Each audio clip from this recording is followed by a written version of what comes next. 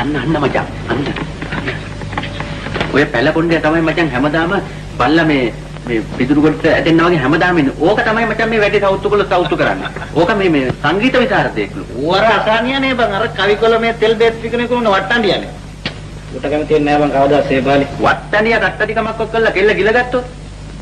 ඉතින් මම අමාරලා දෙන්නම් කොඹට.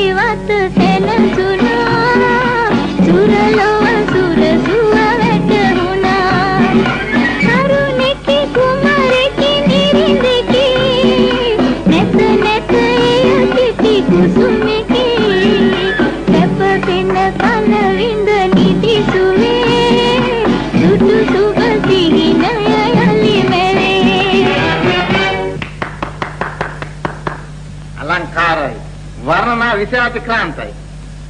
දැන් අපි වාදනය කරමු. දැන් නම් කිසි දෙයක් බෑ. හරි මාන්සි. හෙට. මාන්සිගේ හෙට එන්නකෝ. මගේ යාමේ මේ ප්‍රතිඵල අපි දෙදෙනාට මිට ස්වල්ප දේපාලිකාවෙන්. එහෙනම් ගායනය කරමු. අද නම් කිසි දෙයක් බෑ. හෙට. මේ සැබෑ හෙට ඔය ඇඳුම ඇඳන් ආවොත් මෙහෙ බෑ. හොඳයි?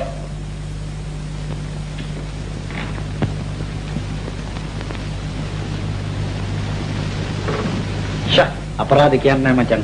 නටන එක නම් නැතුව මාවත් නැට වෙනවා. නැටිල්ලේ වෙන දෝතියක් තියනයි බං. කවුද නැටිල්ලේ දෝතියක් තියන කෙනෙක්? නැටිල්ලේ දැන් අරු සාරවිතිකාරය වගේ අතන දඟලන දැන් ගෙල්ලෙන්න බලන්න.